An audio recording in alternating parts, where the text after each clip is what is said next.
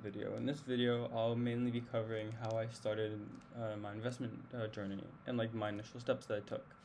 So obviously the first step is you have to choose an app, and for me it was between Webull and Interactive Brokers. Now initially I chose Interactive Brokers because it's a globally renowned website. It's low fees. You can trade a lot of assets, and I've heard about it from a lot of friends, and that's sort of just what I was planning to do.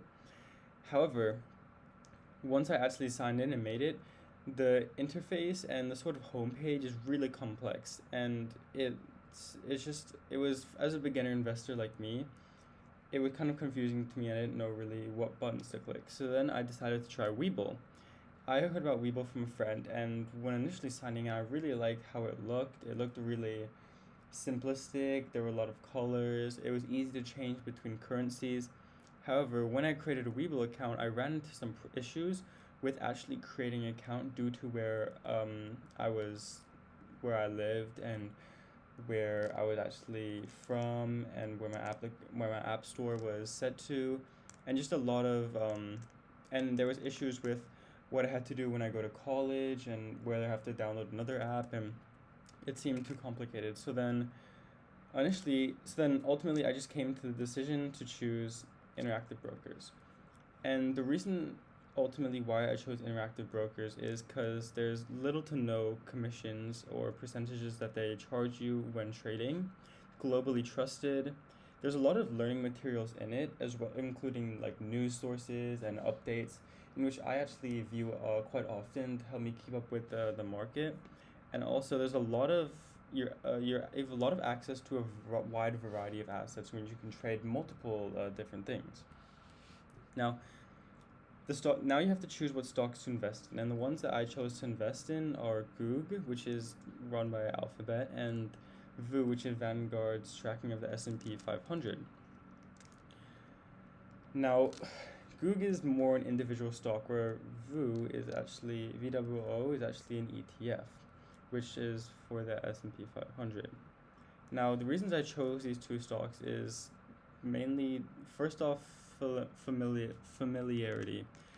Google is something that I've been tracking for a while, and I've done a lot of research on it, and it seemed that it has a strong future.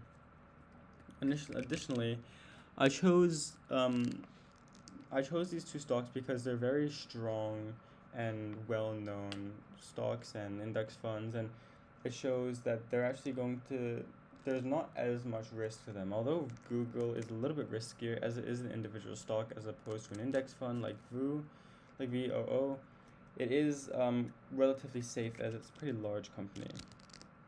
Additionally, I chose VOO because it has this built-in diversification aspect.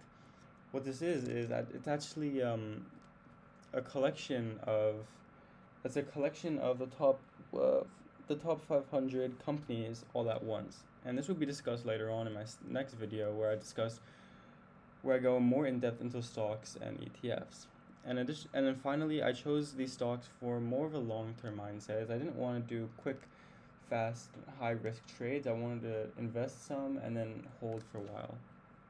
Now, my investing plans at this stage, where I initially just started, is I was mainly focused on learning. I was starting with a small amount, and initially I was okay to lose some because I was just learning in the process. I was trying out a new application. I was actually experiencing independently managing my own investment portfolio.